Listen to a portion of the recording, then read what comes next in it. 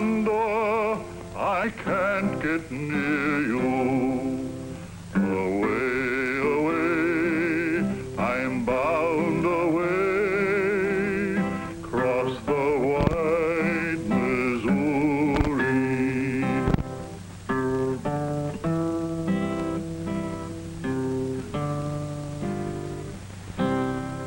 Once this was an untouched land, an incredible land.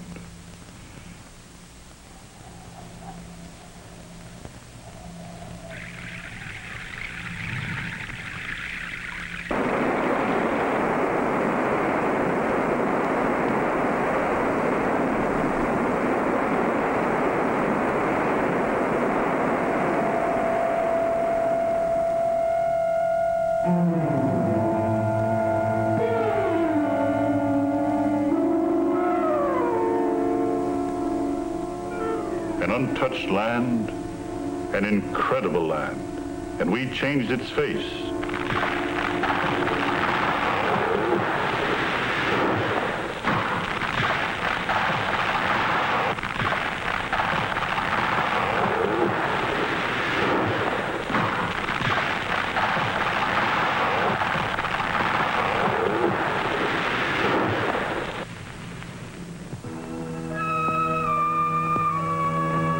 There was timber in the North Country, and we left vast tracts, cut over, burned over.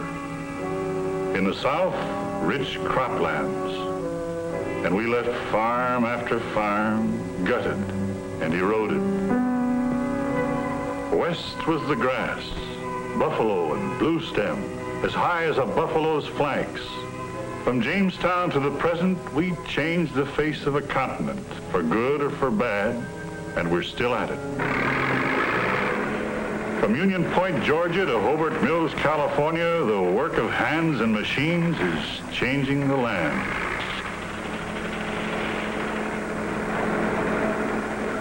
But what does erosion control in Georgia or a big dam going up in the Dakota Hills have to do with city folks? Look at it this way. 200 years ago, most Americans knew about the land. They lived close to it. They worked it. Then came steam power. And steam meant factories, and factories meant cities. And today, most Americans know next to nothing about the land. And yet, we're all closer to the land than we think. Wander around the country. Check up on the Iowa topsoil, the forested hills of New England. Look to the land.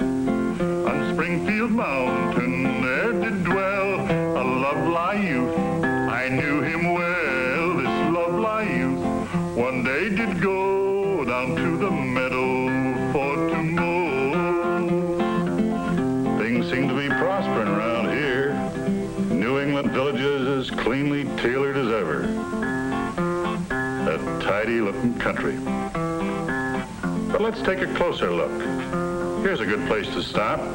Auction going on. Wonder what's the trouble? $8. Do I hear $7? $7 over here. Who'll say $7.50? Do I hear $7.50? $7.50 there. $8 over here. Do I hear $9? $9. Do I hear $9? Who bid $9? Do I hear $9? All done? Sold. All right, we've got a... The county agent's always a good man to talk to. Ask him about things past and present in this section of New England. That's a big question, isn't it, Charlie? Sure is. Take this farm here, for example.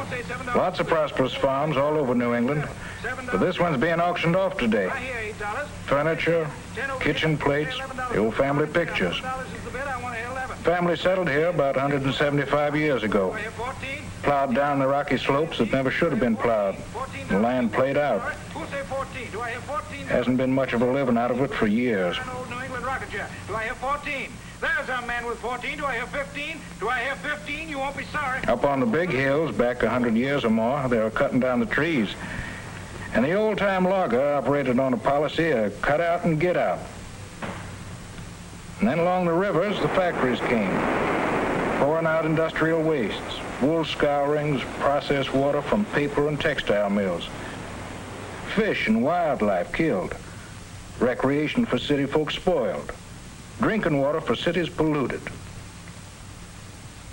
And yet, in spite of the scars of 200 years, Connecticut Valley looks rich and is rich, even though we've got problems, same as any other section of the country. Let's look at another section of the country. Cross a couple of state lines, past the rich fields of the Pennsylvania Dutch country. Let's look south. Oh, weevil, I'm a little black bug, come from Mexico, they say. Come all the way to Alabama, just looking for a place to stay, just looking for a home, just looking for a home. Oh, weevil south. South of gullied cotton lands and old plantation mansions. That was your picture of the South 20 years ago. But with this visit, things look different. The South grows green.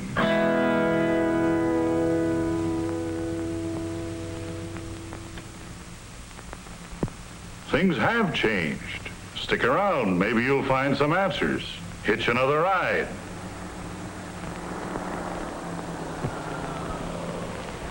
Give a fella a lift? Sure, hop in. Move over, Jamie. As you drive along, talking about this and that, you piece together this man's story. I had a good cotton farm in Alabama, Dallas County. My father had it before me, and his father before him. I'd always expected my son to have it one day. Giddy up. But that's not the way things turned out.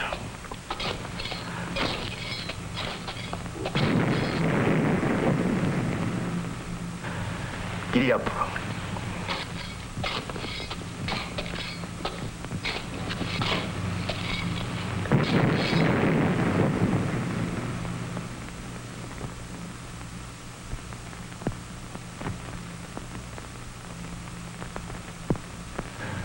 Jamie, like to go over and see what's up? Gee, that'd be wonderful.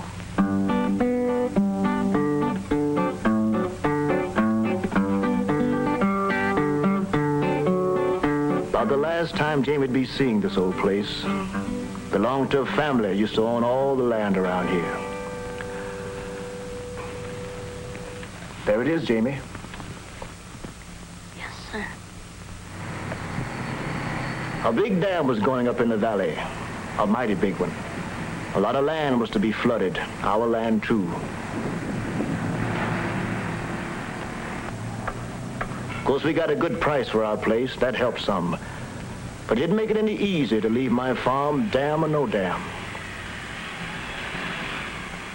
I always liked farming. Guess I was born to it. Got it from my father.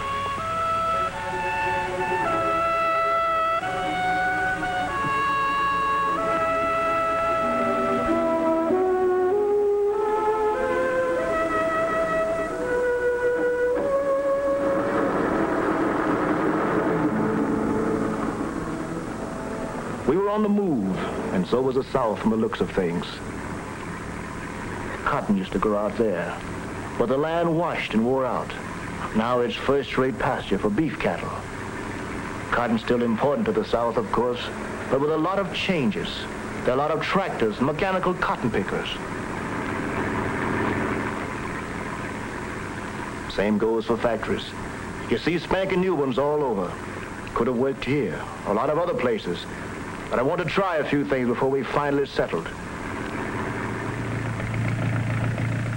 First off, the older boy and I got a job planting pine seedlings on worn-out cotton land. Farmers were taking to planting pine as a crop. It was a good crop, as I found out.